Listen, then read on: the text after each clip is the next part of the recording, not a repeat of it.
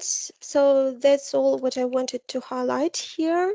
So I will pass the word to Spain contributor of the Spain DevOps and Cloud Community, ATER, Martin Hernandez. ATER, the floor is yours, please. Present our speakers. Yeah, thank you very Thank much. you. So 1 second, I'm gonna, share the screen. Yeah.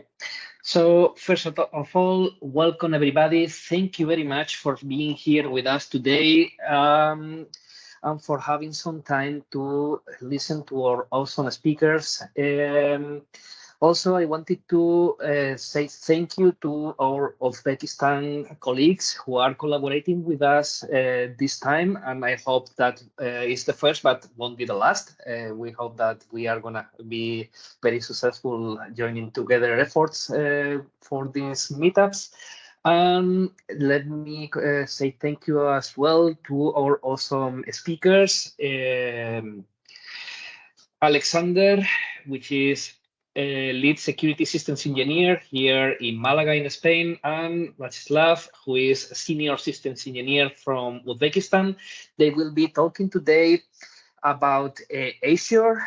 First will be Alexander talking about just-in-time access for your resource in Azure. And later we will have Vladislav with how to use multi-environment Azure pipelines with templates. And without further ado, thank you very much again. Alexander, the stage is yours. You can share your screen. Good luck. Yeah, thank you. I believe Sergey first wanted to talk about Uzbekistan community. Oh, yeah, that's true. Sorry. Yeah. You told me about that. I totally forget about it. Sorry, Sergey. So yeah, Sergey will share as well. So some words. Sorry. That's fine. That's fine. Let me share my screen real quick, and I'll just wanted to thank Spain community for hosting this mutual event, and I also hope that this will be long collaboration with you guys, and really love to collaborate with you. And I would like to tell a little bit to introduce our community to Spain representatives. So we were really young community. We started just in June 2022. For now, we gather about 70 DevOps engineers, and we have two channels for communications with them.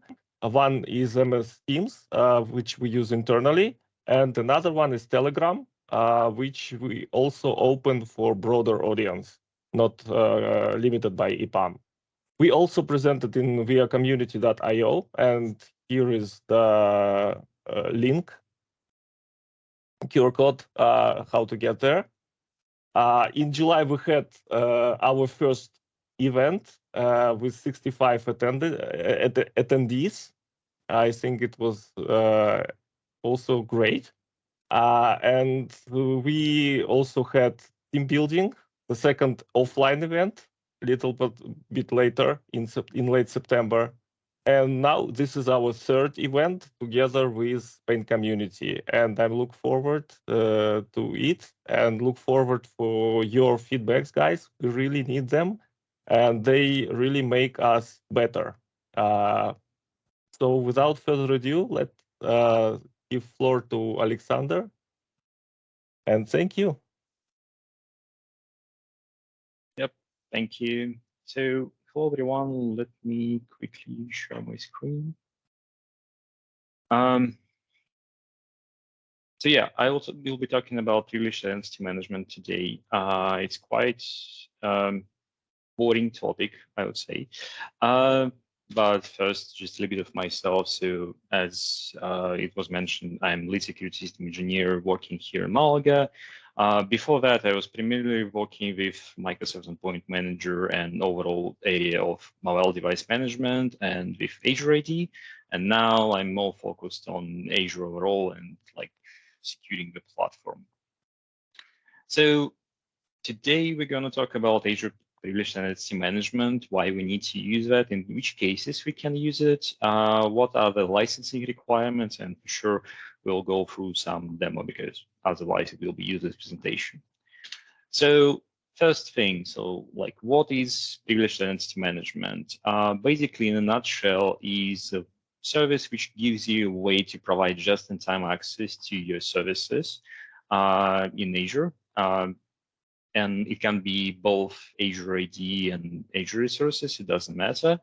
But idea is that you should not have access to you given at all the time, because in this case, like if you're not using your account, you can be compromised and you'll have a lot of permissions by default, blah, blah, blah. But the idea is that you need to have permissions given to you only in the moment when you actually need them. So we need to have minimal available permissions given to you only in the moment of need. And that's exactly what PIM is doing. Unfortunately, at the same time, a lot of administrators hate these systems because, well, you actually requiring them to do one more step before they can do anything. But idea here is that you have to balance between like restricting everything and making life of administrators miserable and exposing everything. And PIM is a solution which you can do some part of this.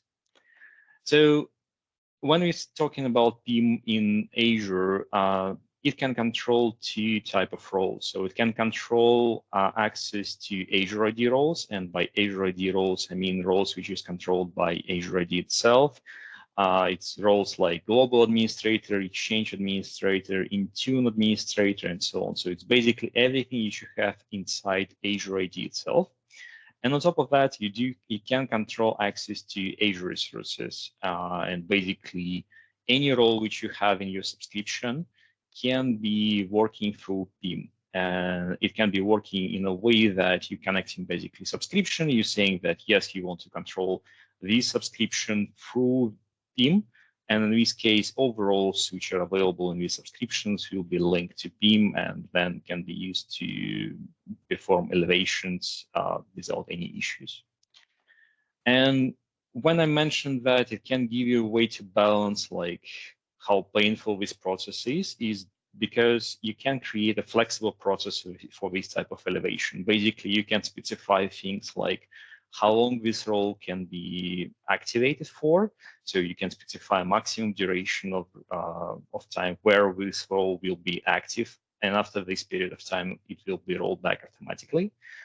You can require additional verifications like Azure ID, MFA, and you can require activation reason, like the person need to type something like, I need that role to do crazy stuff or anything like that. And you can require a TSM ticket or request number. So it can be useful in case you have your ticketing system and basically you just specifying that everyone who is elevating role needs to put request number for which request this role actually was activated.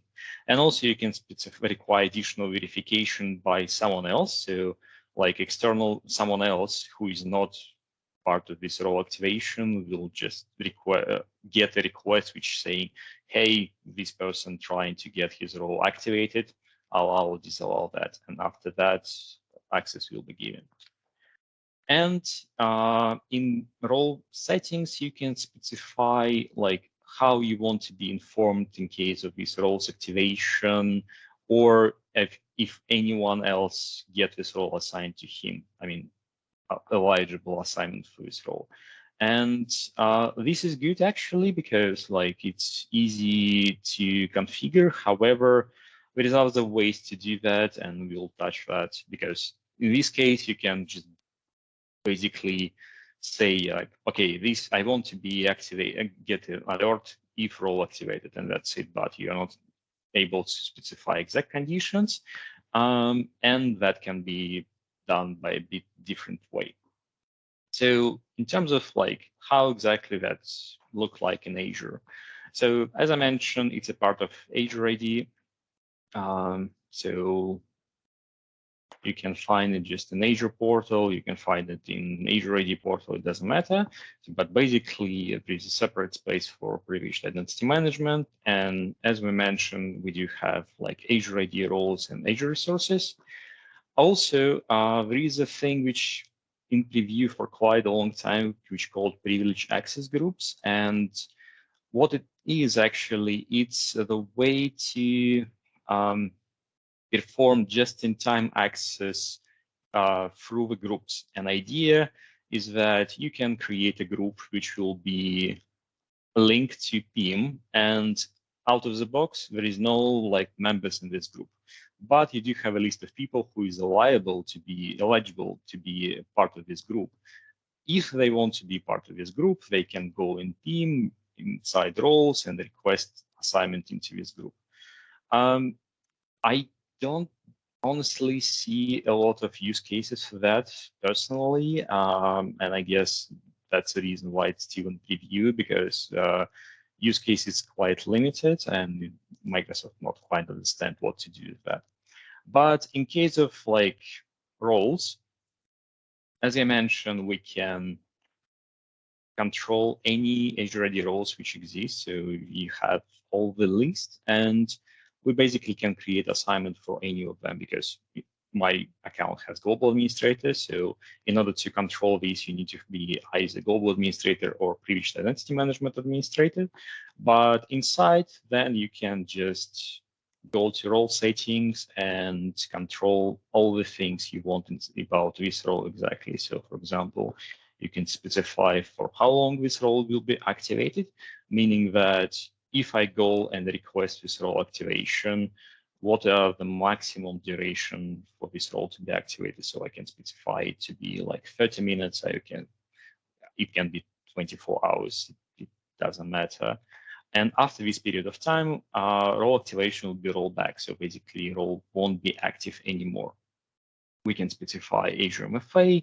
We can require justification, ticket information, approvals. In case of approvals, we can specify like users or groups who will get this approval, and basically anyone from this group will have to approve access, activation request, sorry.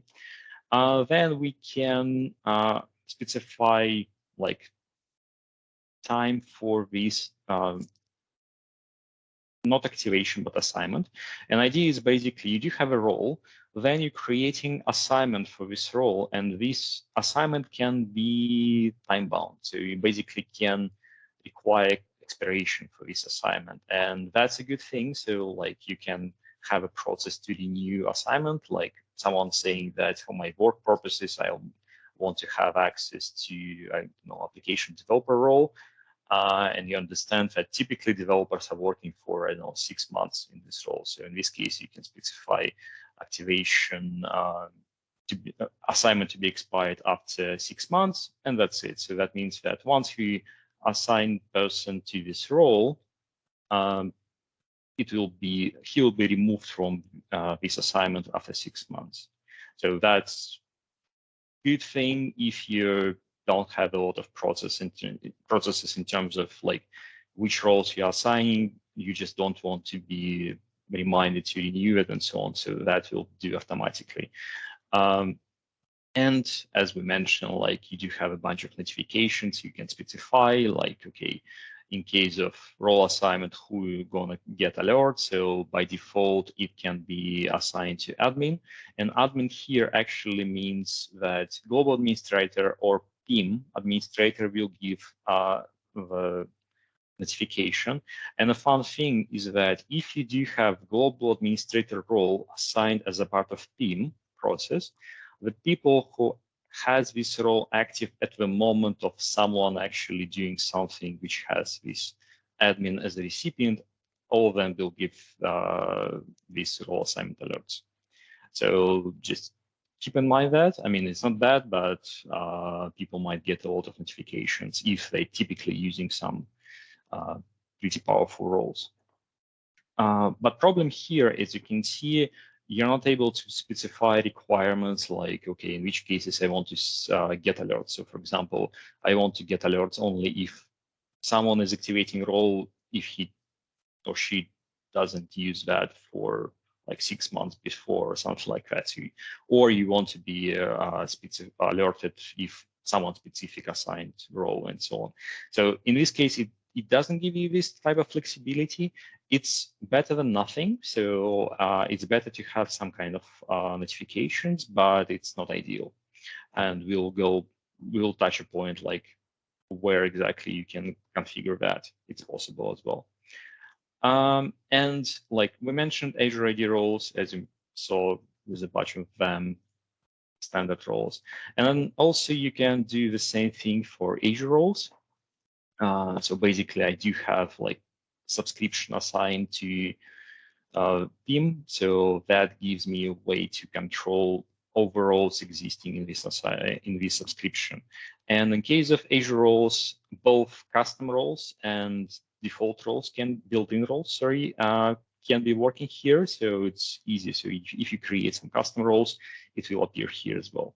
So if you want to assign some roles to people, it can be done through like a couple other options. So you can either find this role and, for example, let assign reader.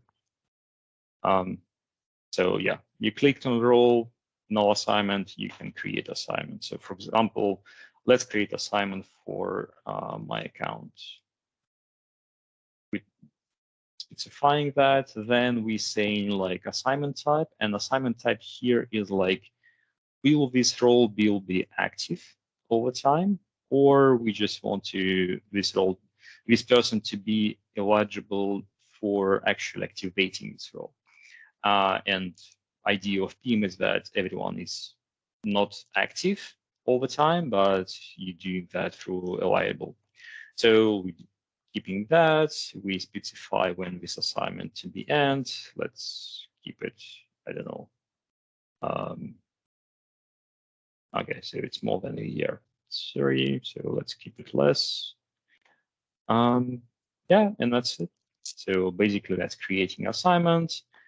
Yeah, so new assignment created. After that now, if I go to my roles, in Azure AD roles, I don't see anything because we didn't create anything. But if I go to Azure roles, I do have a role which we just created. And for users actually to be able to activate role, it's pretty easy. So I can just click activate.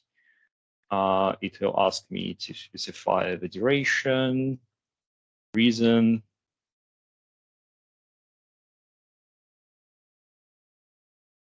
and then it's just going through workflow of activating that. And at some point, it will just, after refreshing, that's it. So basically, role is active.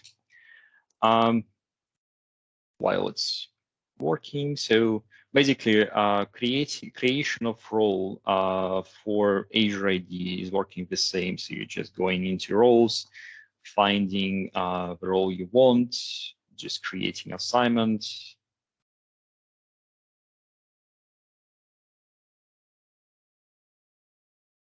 The same settings, basically, yeah.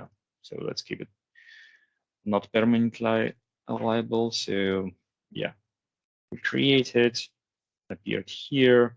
So if we go back for this exact user, go to my roles, yes, we can see this role here. So, and activation actually works exactly the same.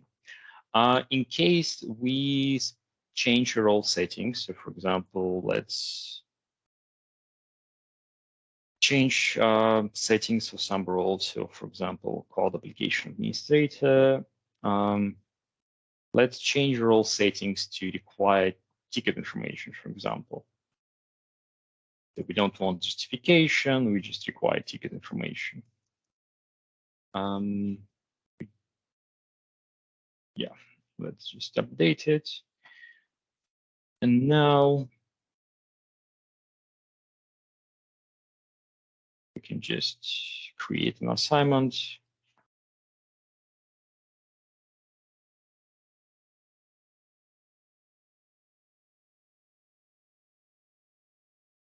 Okay, it's appeared. Going to my roles, cloud application administrator, activate. So as you can see now, they do have like these additional fields which asking ticket system and ticket number. as you can see, this field is marked by asterisk, means that if I don't put anything here, it will just not allow me to continue. Unfortunately, it has no built-in checks for like, does it make any sense what actually people input here? So like people still can input whatever they want, even space, I guess. Let's check it.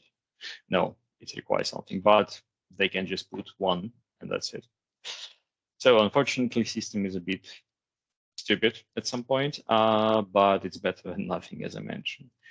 But then I mentioned several times that in terms of notifications, you have a better way to do notifications.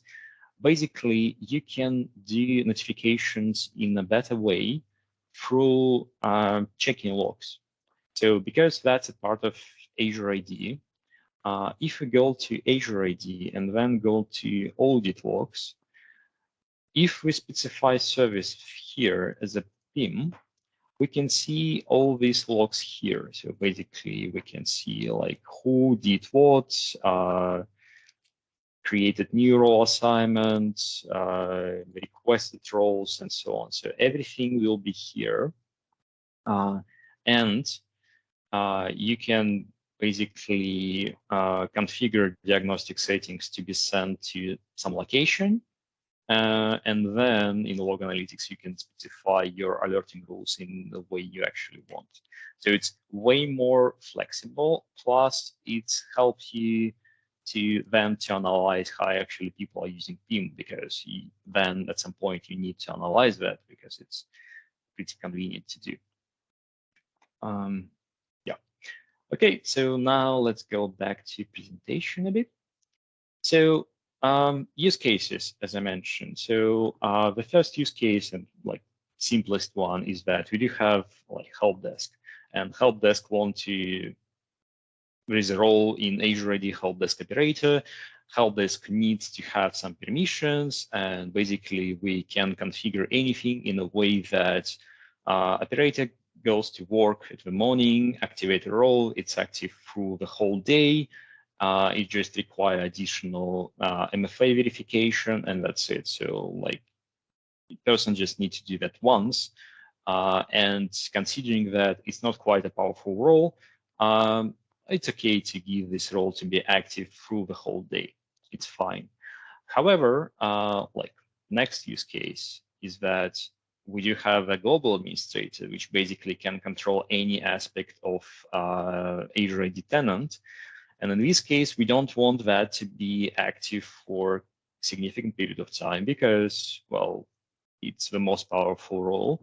So we specify that, okay, role activation can be working through 30 minutes maximum, basically the minimum time frame which is available. And then for additional verification, we require Azure MFA, we require justification, we require ticket information, and approval, additional approval is required.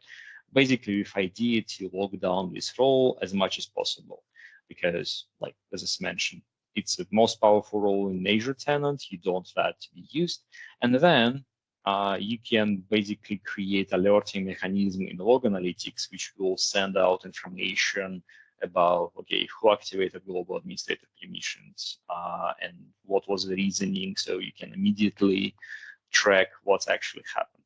So that's why actually I mentioned that logging is quite important. And yes, you can specify this role activation alert, and if someone activated, you can specify where exactly to send these mails.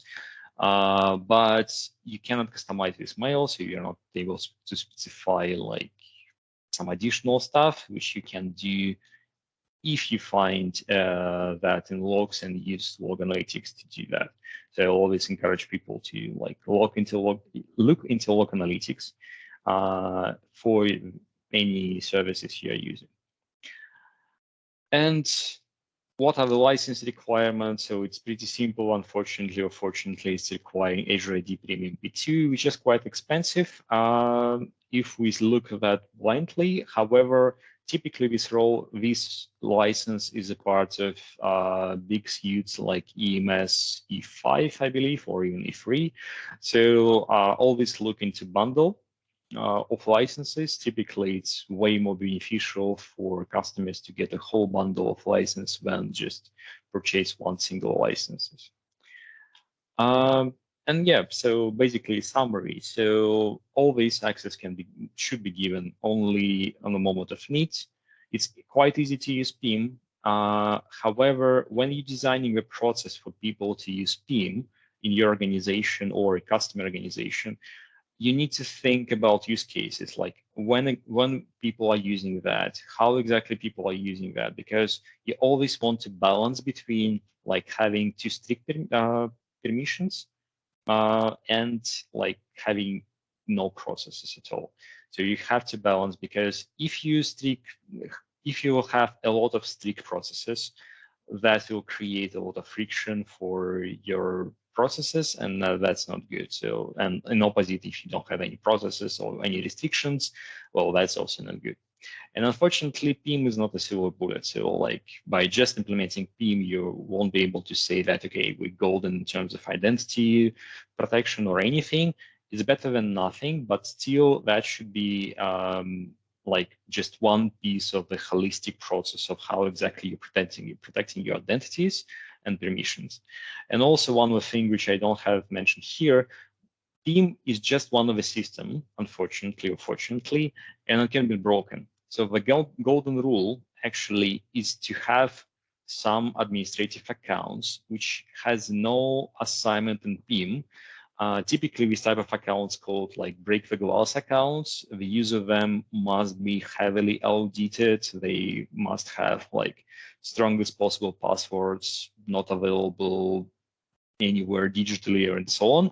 But idea is that if PIM is not working correctly, if something is wrong with PIM, you still have administrative accounts with some permissions available, which can do things outside of PIM. So by doing that, you can, I don't know, raise this case ticket to Microsoft even. So always think about this break the glass account, always think about these processes. Don't lock down everything to one single service. Yeah, and that's it from me. So if you do have a questions, you can just go out and ask them, or you can type them in chat. I will be still here and answer them if there's any questions.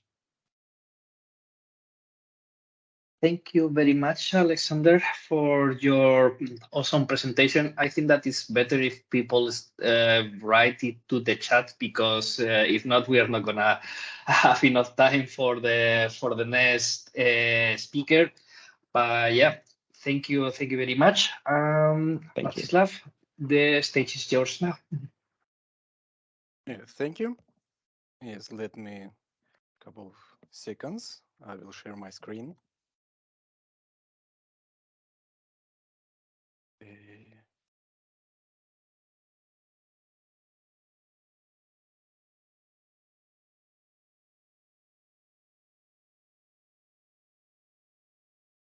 Could you see it? Yes, we can. Yes, we do. Yes. So today we are talking about how to use multi-environment pipelines with templates. And some words about me. My name is Vyacheslav Razin, and I'm Senior System Engineer in EPAM. I've been working in IT more than 10 years. Most of this time, I worked as a system and network administrator. Nowadays, I'm a pipeline owner in the project, and in our project, team contains 7 members. I also have several certifications that you can see on the screen. Let's begin. Let's meet the agenda. We will observe the demo pipeline requirements. After that, we imagine them as schemas. This step is important for demonstrating your pipelines. Then we will examine Azure pipelines without using templates. And after, we will familiarize with templates. It is important to know variable syntax for properly using. Additionally, I'll show you some templates expression examples. And we will be able to check pipelines in action. It will be short demo. So let's observe pipeline requirements. It is common two scenarios. And first, backend build and deploy pipeline.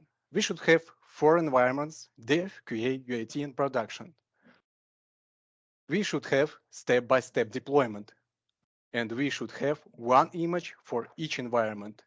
And we also should have configuration files per every environment.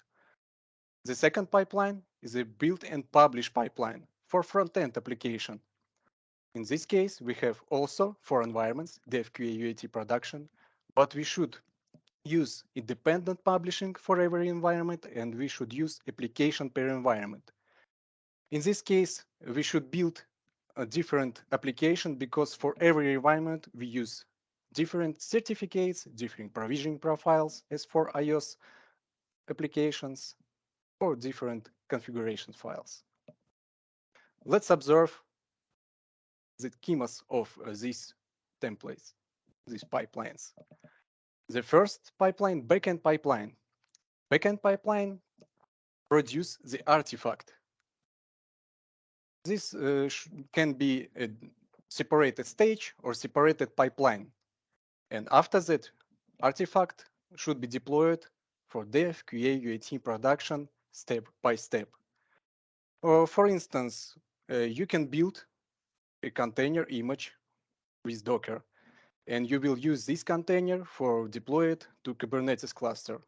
Also, you can produce an infrastructure as a code artifact, like a template spec in Azure, and you will use this template spec in deploy of your environments.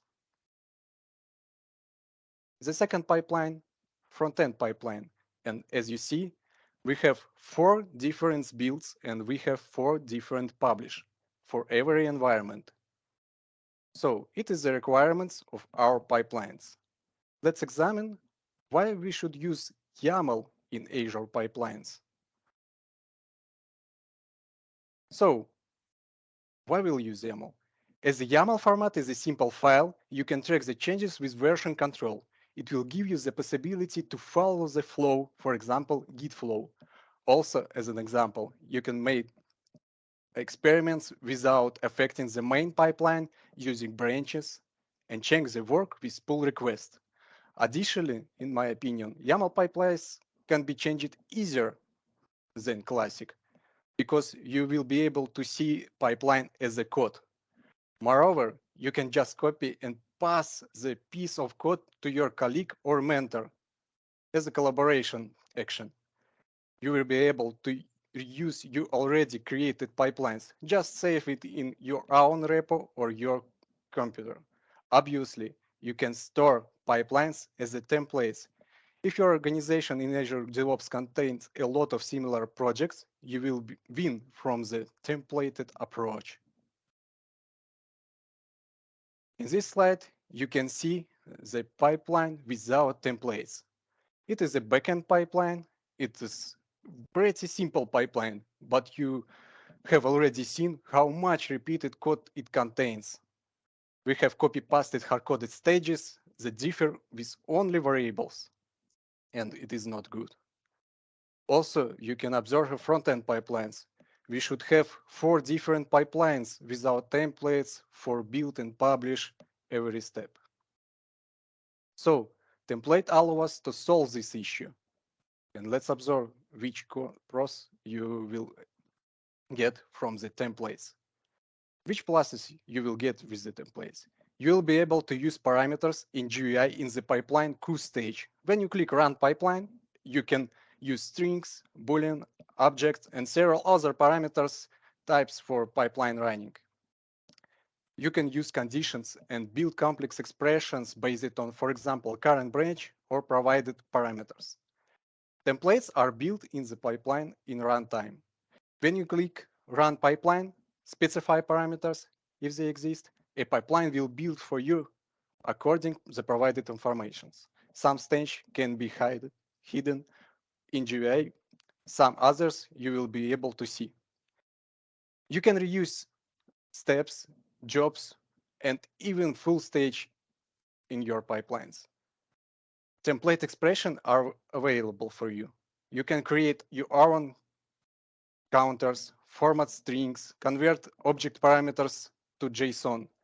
In September, Microsoft also realized the possibility to split the string and use it with iterations.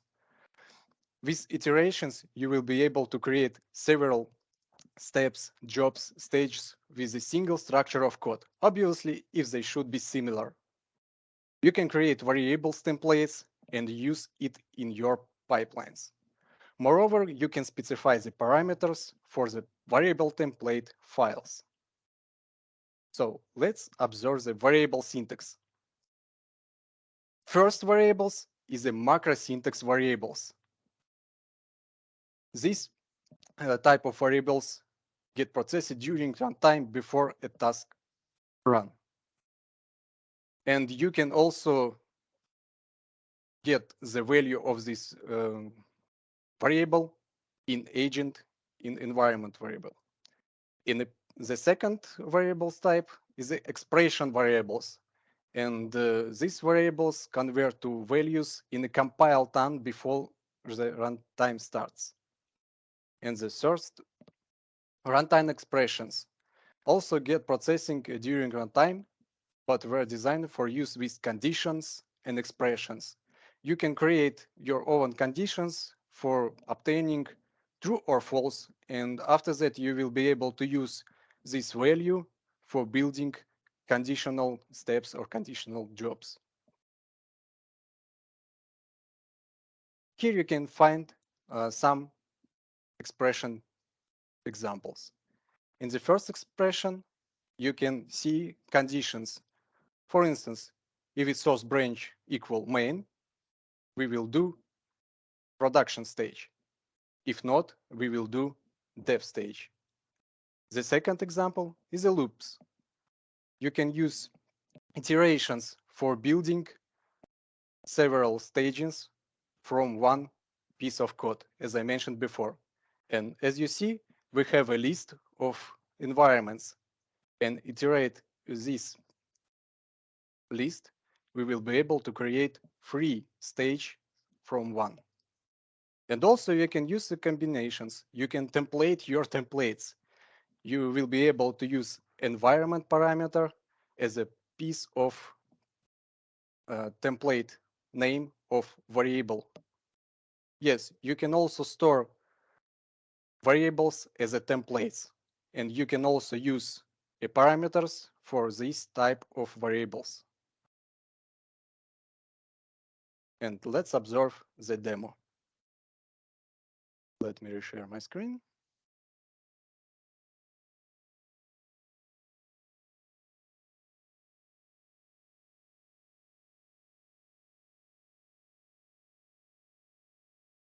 Are you able to see it? Yes. Great. Let's observe the simple pipelines. And you can see 4 separated pipelines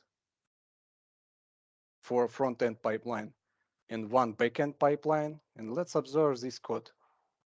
This is pretty long pipeline with describing all stages in a row.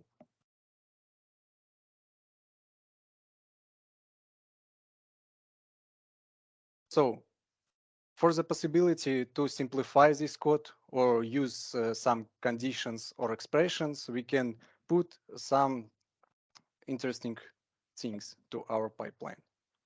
For instance, these conditions. It is also long pipeline, but in this example, we can observe conditions. And these conditions include which branch will trigger a necessary stage. And for instance, if we will run it for UAT, it should trigger UAT job. As you see, UAT job is triggered.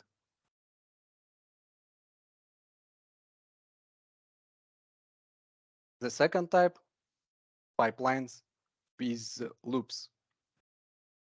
As you see, we have 4 stages, but let's observe the code. This is only one stage. in our code.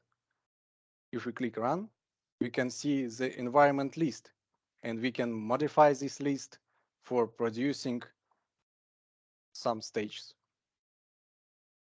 Click run, and pipeline will create 4 stages. Just cancel it, and let's try to modify parameters during the runtime. Okay, let's put dev in production only. So pipeline will produce only 2 stages. It is very helpful solution for us. And we can produce one small pipeline for step-by-step deployment. The next one, with tags. If you have a good naming convention, you will be able to use tags in your naming.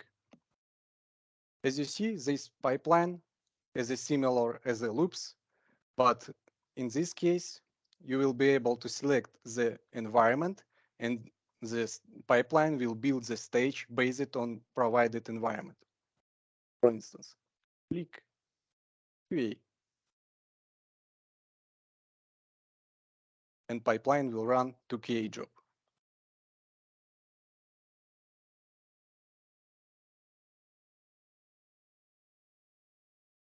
And also we can create conditions for our environments, variables.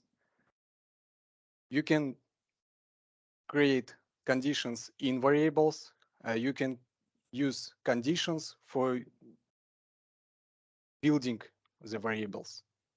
In this case, you will be able to create a selected staged pipeline. In this pipeline, you will not be able to specify the right environment, but pipeline will do it for you. For instance, you click run, and you will click branch, for instance, UAT, and pipeline will run to UAT.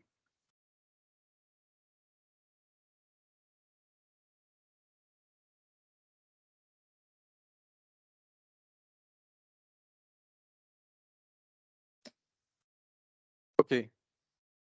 So we also can create parameters for variables. Let's observe with tags.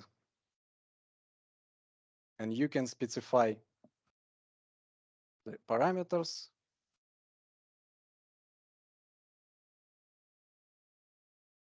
and vars. We have these files. We have this file and vars. And this file has a parameter environment.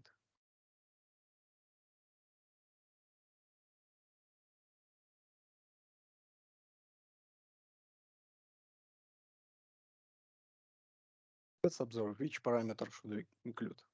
This parameter of env, and put the parameter environment to this one.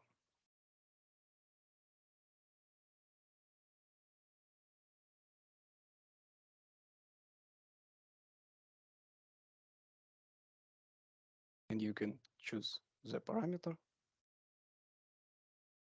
And this parameter will be passed to your environment, to your variables.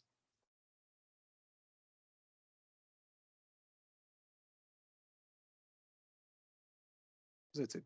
UAT environment. It is pretty simple, but very good. So that's it for my side. Thank you for your attention.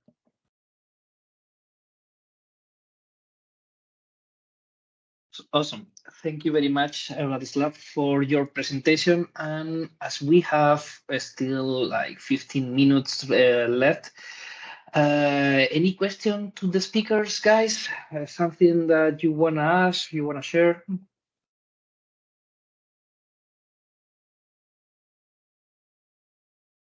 Hey, Alexander, you were talking about and by the way, this is Luis Mauricio, and you were talking about the PIM, right? And I had the experience to work with a contributor role for the stuff that we had to do at that time. So not sure if it's a practice from the market, but I didn't have the experience to work with the a global admin account, right? So Well, just doesn't some sharing actually from my end. matter which exact role you're using. I mean, it will work with any role. It's up to use case in exact environment. So if you're using contributor, fine. I mean, it doesn't matter actually.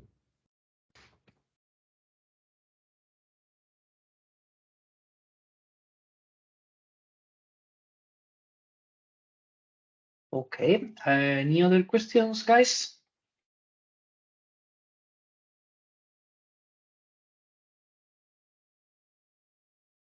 Okay, seems no. Then thank you very much again to our awesome speakers of today and also to our colleagues of Uzbekistan.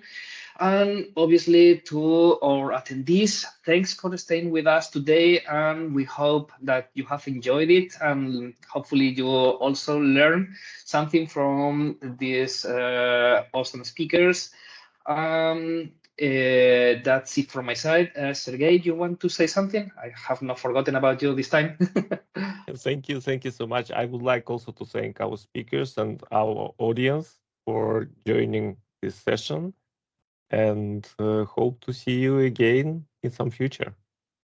Perfect. And just as a last word, if anyone wants to be our next speaker, just contact myself, Katerina, or Miguel, who was not able to be with us today. And we will just tell you what you need to do. We need more speakers so we can deliver these awesome meetups in a more frequent way. Yeah, that's it. Thank you very much again to everyone and have a nice day. Thank you so much, colleagues. And here I would like to highlight that you can provide feedback for our speakers. Just go to the platform by community.io and provide feedback, or just give a badge to our speakers or rate the topics.